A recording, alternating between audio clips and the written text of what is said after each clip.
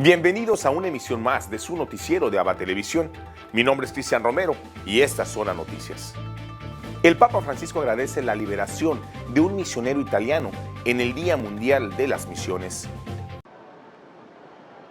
En el Día Mundial de las Misiones, el Papa dijo que los misioneros son tejedores de fraternidad y pidió rezar por los que viven en lugares de persecución o quienes arriesgan su vida. Por eso recordó la reciente liberación de un misionero italiano. Desidero ringraziare Dio per la tanto attesa liberazione del padre Pierluigi Maccalli. Lo salutiamo con questo applauso. Che era stato rapito 2 anni fa in Niger.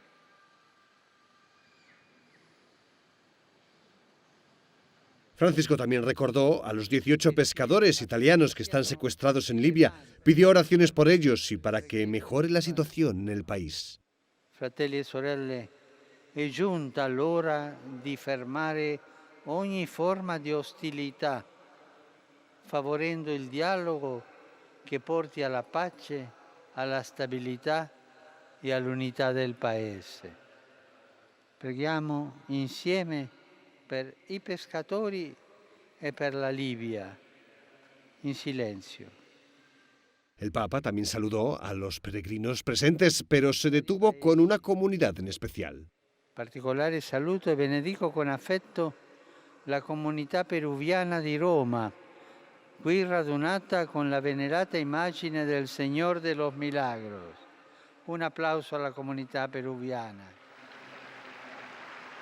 Durante el Ángelus, el Papa comentó el Evangelio del día en el que Jesús pide dar al César lo que es del César y a Dios lo que es de Dios. Dijo que es una escena que recuerda que cada uno tiene la obligación de ser un buen ciudadano. Juez delegado de la Corte Suprema de Justicia de El Salvador inspecciona archivo de la masacre del Mozote. Por primera vez desde que se iniciaron las inspecciones a los archivos por el caso de la masacre de El Mozote, el juez del caso, acompañado por los peritos, personal de la Fiscalía y de la Procuraduría para la Defensa de los Derechos Humanos, además de representantes de las víctimas y querellantes, pudieron acceder al Archivo de la Nación en el Palacio Nacional.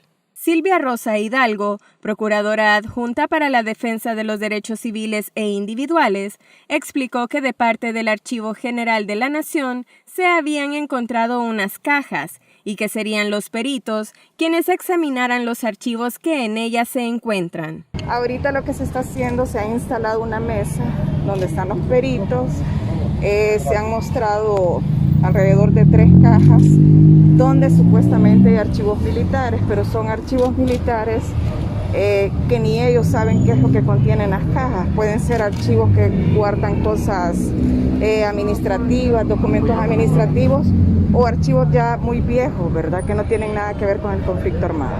Por su parte, David Morales de Cristosal expuso que en esta ocasión los documentos que se están inspeccionando son de dominio público y que la investigación se centrará en los archivos de las actas de expurgo. Y la atención está centrada en las actas de destrucción de documentos, en las actas de expurgo.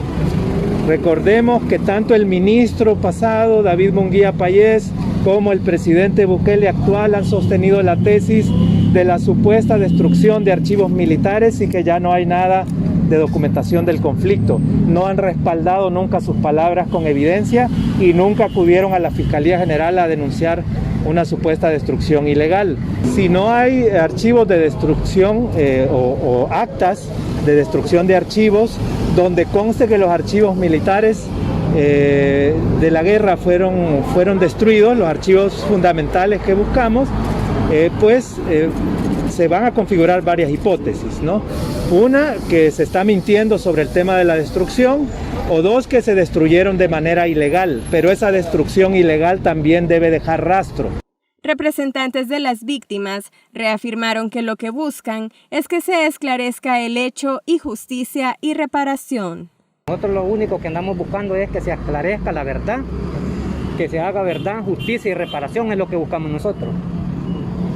Si bien es cierto que en esta quinta visita que se realiza para la inspección de archivos sí se permitió el acceso por ser de carácter público, aún quedan 2 lugares más por visitar que son de parte de la Fuerza Armada: la Tercera Brigada de Infantería en San Miguel y el Destacamento Militar número 4 en Morazán. A continuación tenemos el agrado de presentarles una reflexión del Evangelio del Día a cargo de nuestro director general, Jaime Sevilla. Eviten toda clase de avaricia, porque la vida del hombre no depende de todos los bienes que posee. En el Evangelio de hoy, tomado del capítulo 12 de San Lucas, tenemos esta frase que acabamos de escuchar. Y me encanta, porque es un llamado a cada uno de nosotros a no vivir preocupados por tratar de atesorar riquezas en esta tierra. Todo lo contrario. Que lo que nosotros vayamos haciendo sea primero para vivir dignamente, ciertamente, pero sobre todo para hacer el bien a los demás. Cuando Dios bendiga tu vida con bienes, debes de bendecir a otros que no los tienen. Debes de ser compasivo y misericordioso con aquellos necesitados. De lo contrario, nos pareceremos a ese rico que después de haber mandado a derribar los graneros para almacenar toda su gran cosecha y riqueza, Dios le pidió cuentas y esa noche murió. ¿Para quiénes fueron esos bienes? Algunas veces en la vida nosotros pasamos preocupados por los bienes materiales. Y entre más tenemos, más queremos. Porque es la tentación de la avaricia, la tentación de querer poseer cada vez más y más y más, sin importarnos la necesidad del hermano que tenemos a la par. Hoy el Señor nos invita a que hagamos realmente un examen de conciencia y ver dónde está nuestro corazón. Nuestro corazón está corrompido por esa avaricia de querer tener cada vez más y más, o nuestro corazón está entregado a Dios para que con los bienes que recibimos de su providencia, también nosotros podamos bendecir a aquellos más necesitados.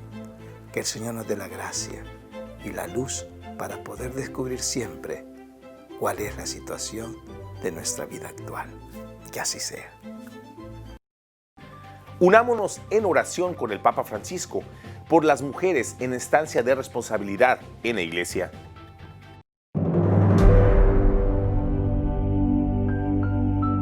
A ninguno lo bautizaron cura u obispo. A todos nosotros nos bautizaron como laicos. Laicos y laicas son protagonistas de la Iglesia. Hoy es especialmente necesario ampliar los espacios con presencia relevante femenina en la Iglesia. Y con presencia laical se entiende, pero subrayando lo femenino, porque las mujeres suelen ser dejadas de lado. Hemos de promover la integración de las mujeres en los lugares donde se toman las decisiones importantes. Recemos para que en virtud del bautismo los fieles laicos y las mujeres en una manera especial participen más en instancias de responsabilidad en la Iglesia, sin caer en los clericalismos que anulan el carisma laical.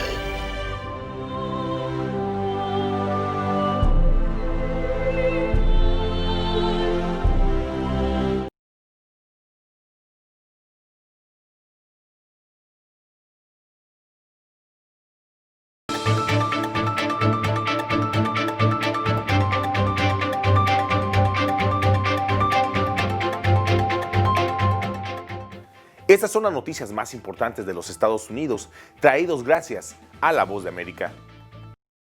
La presidenta de la Cámara de Representantes de Estados Unidos, Nancy Pelosi, dijo el domingo que un acuerdo con la administración Trump sobre un nuevo paquete de ayuda para el coronavirus debería alcanzarse en las próximas 48 horas o no se logrará antes de las elecciones presidenciales nacionales del 3 de noviembre. Pelosi lleva semanas de conversaciones con el secretario del Tesoro, Steven Mnuchin, en representación del presidente Donald Trump, pero los dos funcionarios no han podido llegar a un acuerdo. Pelosi y Mnuchin están negociando un paquete que podría costar entre 1.8 billones y 2.2. Si llegan a un acuerdo, algunos senadores republicanos han dicho que se oponen a gastar esa suma, además de los 3 billones aprobados hace meses por el Congreso para el alivio del coronavirus. Por otro lado, Twitter eliminó el domingo un tuit de un importante asesor de salud de la Casa Blanca que minimizaba la eficacia de las máscaras, el doctor Scott Atlas, quien publicó en Twitter un mensaje que decía: ¿las máscaras funcionan? No. Mientras los casos de COVID en Estados Unidos aumentan antes de las elecciones del 3 de noviembre. La compañía tecnológica alegó que se violó su política de información engañosa sobre COVID-19, que apunta a declaraciones que han sido confirmadas como falsas o engañosas por expertos en la materia. Desde Washington, con la agenda informativa, les informó Sofía Pisani, Voz de América. Le otorgan el sello de viaje seguro a varios países en Centroamérica. Guatemala, El Salvador, Costa Rica y Panamá son los países de Centroamérica que han recibido el sello de viaje seguro que otorga el Consejo Mundial de Viajes y Turismo luego de cumplir con los protocolos de higiene que generan mayor confianza para visitantes. Una buena noticia para el sector turismo que se paralizó totalmente con el confinamiento y poco a poco empieza a reactivarse. Cuando un extranjero ve que Guatemala tiene un sello internacional, transmite seguridad. Nosotros lo único que le podemos garantizar a la gente es que ellos van a estar seguros. Y si logramos generar esa burbuja de tranquilidad, que la gente sepa que cuando llegue no vamos a ser irresponsables, se va a empezar a dar esa apertura de que la gente viaje. Sin embargo, Norman Raxón relata que la activación no ha sido fácil y las medidas de protección han modificado los hábitos de turismo. La gente está viajando por su cuenta, con sus vehículos. La gente está usando alternativas como Airbnb o casas de amigos. Costa Rica reconoce que este sello también es una responsabilidad para las empresas de turismo. Avanzar hacia la búsqueda de esa seguridad para todo aquel turista que decide visitar a nuestras empresas. Ahora, cada país debe velar porque las empresas de turismo cumplan con dichos protocolos de bioseguridad. Eugenia Sagastume, Voz de América, Guatemala. Un estudio revela que el 74% de los caraqueños en Venezuela consume menos alimentos que en el 2019. Abilio es propietario de una venta de desayunos en Caracas y a pesar de ello, los ingresos de ese negocio son insuficientes para comprar leche y carne que necesitan los 3 hijos que viven con él. Primordial es darle la comida a los niños, ¿sabes? Y si tú comías antes pollo 2 veces a la semana, ahorita estás comiendo una vez cada 15 días. O sea, que tú estás dejando de comer un 75% de lo que comías hace un año atrás. El congelador de María no tiene proteínas. En su nevera solo hay pastas y harinas. Buena parte de esos víveres los consigue a través de programas sociales de autoridades locales. Botellita de agua. ¿Y por qué no tienes proteínas? Por ejemplo, en el refrigerador no hay nada. Nada, porque no tenemos con qué comprar. Puro la harinita y eso. Y no tenemos ni queso, ni huevos, nada. Una encuesta elaborada por diputados a la Asamblea Nacional concluye que el acceso de los venezolanos a los alimentos se ha complicado este año por la pérdida de empleo producto de la pandemia, la escasez de gasolina y la hiperinflación. Cuando preguntas a la gente que usted considera que su ingreso es suficiente para comprar los alimentos para su grupo familiar, y te dice el 82% te dijo que no. El estudio fue aplicado en 950 hogares de Caracas y una de las respuestas más constantes es que los padres están dejando de comer las pocas proteínas que pueden comprar para dárselas a sus hijos. Y cuando le preguntas a los caraqueños, y eso también lo ves mucho, lo ves en los números, ¿cuántas veces al día comes? Un 49%, casi el 50, 49.6, dijo que come 2 veces al día. Y el 46, 3 veces. O sea, cuando tú ves ese número, lo que te está diciendo es que la gente de alguna manera está haciendo un esfuerzo, pero está bajando su cantidad y su calidad de alimentación. La inflación de Venezuela es la más alta del mundo según el Fondo Monetario Internacional. Y en el caso de los alimentos, el incremento de precios ha sido de 1.600% en el último año, de acuerdo con el Centro de Documentación y Análisis, lo que hace que para los ciudadanos sea cada día más difícil poder comprarlos. Adriana Núñez Rabascal, Voz de América, Caracas. La Conferencia Episcopal de Guatemala dice que es necesaria una sociedad más justa. Recuperar el sentido de humanidad. El sentido de humanidad. Es decir, como el mismo Papa lo ha dicho, todos estamos en la misma barca, en el mismo barco. Y aquí se trata de que este barco no se hunda, el barco de la humanidad. Creo que lo que el Papa en el fondo está planteando de una manera muy seria y profunda es que no podemos olvidar que el verdadero cristianismo es siempre un verdadero humanismo. Es decir, que al final somos seres humanos y que por lo tanto recobrar el sentido de humanidad delante de todo esto que está pasando, se habla las sombras de un mundo cerrado, individualismo, etcétera, sigue siendo un reto. Y en el caso nuestro aquí en Guatemala, pues tenemos la realidad de los pueblos indígenas, discriminación racial hacia ellos. Tenemos la realidad de mayoría de gente empobrecida, sector rico, cómo relacionar estos dos aspectos de la sociedad guatemalteca, entendiendo que el rico es también ser humano y que el pobre también es ser humano. Ahora nos vamos a Sudamérica con nuestro amigo, el padre Manuel Rodríguez Rodríguez, misionero claretiano de nuestra cadena hermana JN19 Televisión, con un reportaje especial desde Lima, Perú, de lo que acontece en ese país. Reporta para la cadena de televisión ABA y JN19 del Perú el padre Manuel Rodríguez Rodríguez, misionero claretiano desde Lima. En el plan político hay pues un sobrenúmero de candidatos que quieren presentarse como presidentes de la nación en las elecciones del 11 de abril. Nada más ni nada menos que 24 partidos presentan su candidato. Muchos políticos están diciendo que esto es una aberración, es presentar personas aventureras, ansiosas del poder y que no nos van a servir para una verdadera democracia.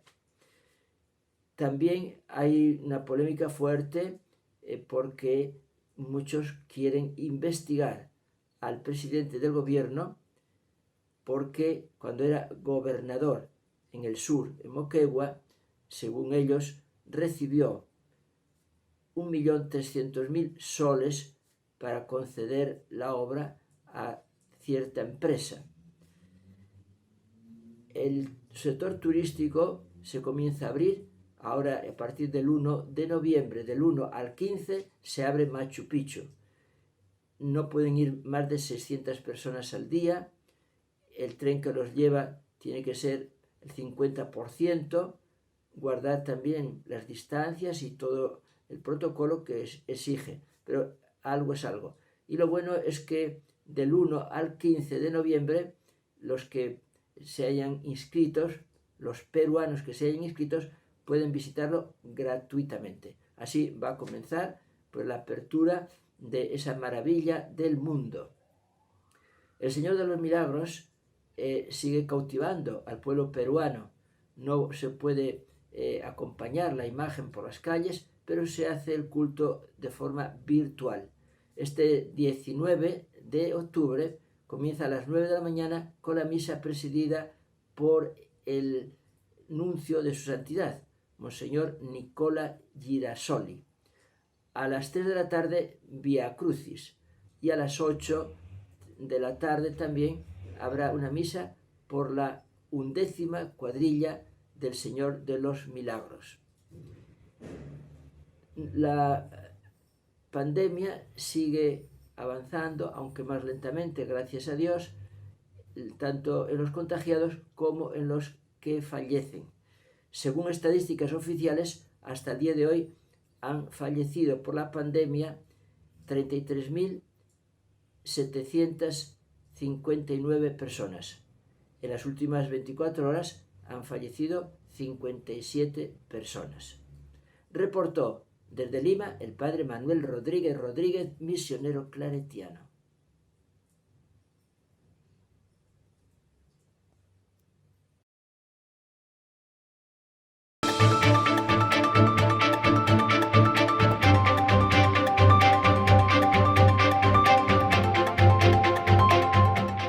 Conozcamos de una manera viva el Museo Casa Don Bosco, donde se combinan la fe con el arte. En el origen había amor, fe y una mirada hacia el horizonte.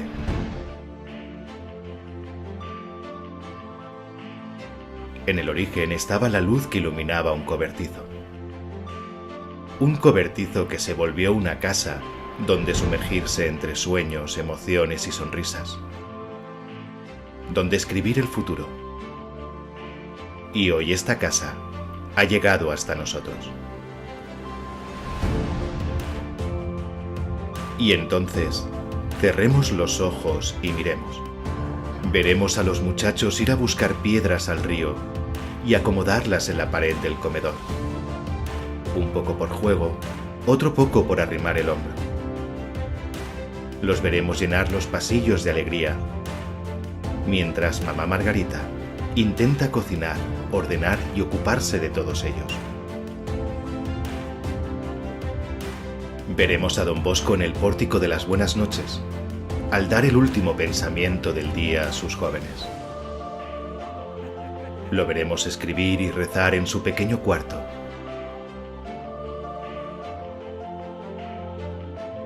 Lo veremos dar un futuro a sus jóvenes, enseñarles un oficio siempre de vanguardia. Imaginar a los salesianos con sus primeros colaboradores. Lo veremos amado en la vida y llorado en la muerte. Veremos la fe, la devoción. La tocaremos con la mano en la iconografía, en los objetos, en las donaciones.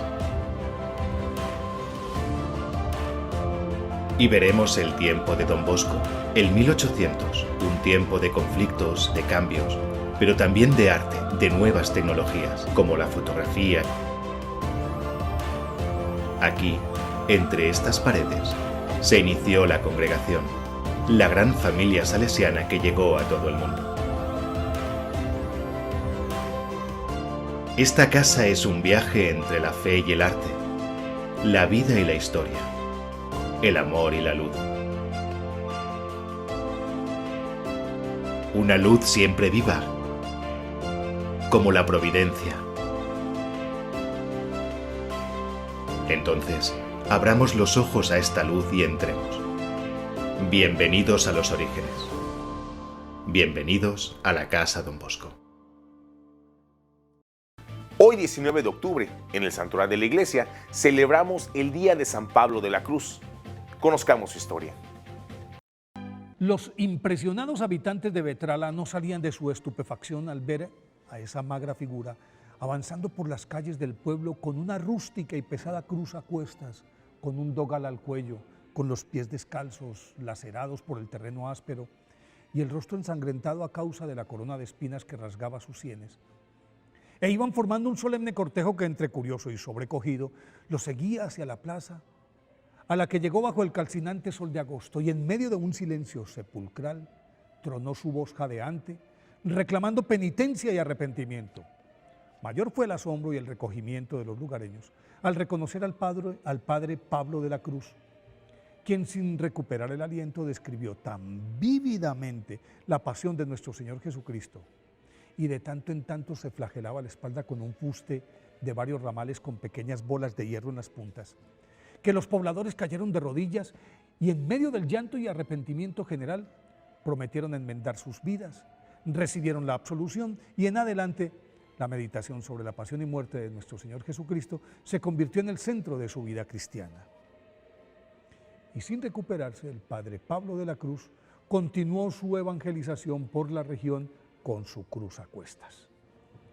Pablo Francisco Danei Mazzari, nacido en Ovada, Italia, el 3 de enero de 1694, era el mayor de 16 hijos y fue alentado por su madre a comparar sus pequeñas dificultades con el indecible sufrimiento de Jesús en la cruz.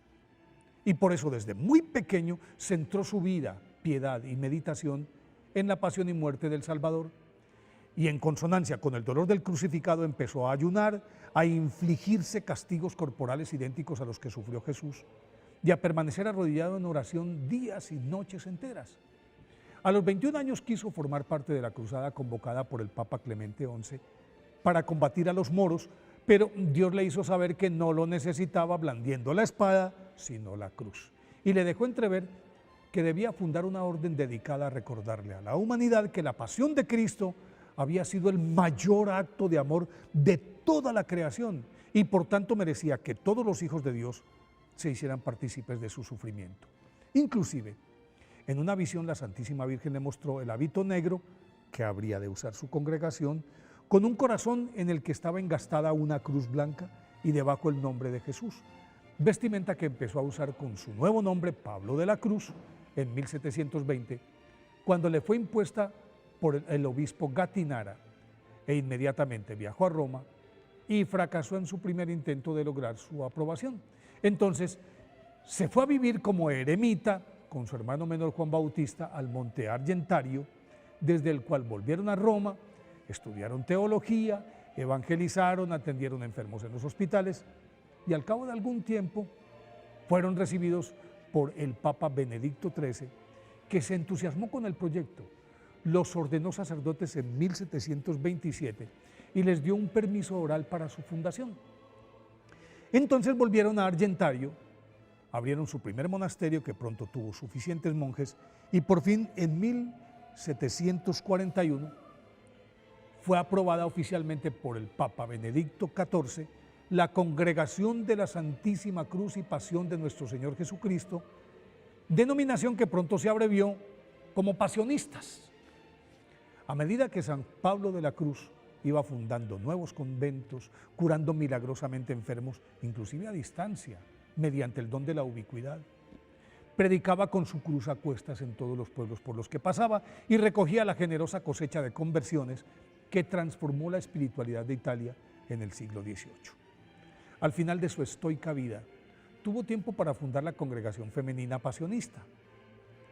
A punto de expirar, San Pablo de la Cruz le pidió, en 1772, la bendición al Papa Pío VI, pero el pontífice no le dio permiso de morirse porque la Iglesia lo necesitaba.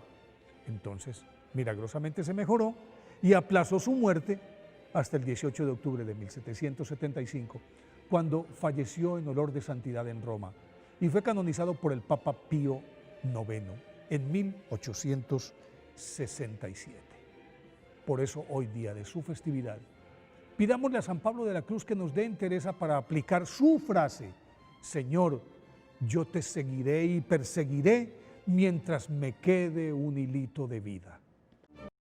Y para finalizar el noticiero del día de hoy, les invitamos a disfrutar del minuto de San Óscar Romero. El 30 de octubre de 1977, en su homilía, Monseñor Romero decía: el pastor tiene que estar donde está el sufrimiento. Qué llamado más hermoso para todos los sacerdotes, para todos los obispos, para todos los laicos que de alguna forma tenemos un grupo que guiar. Debemos de estar no con aquellas familias que están bien adineradas en una posición social, no.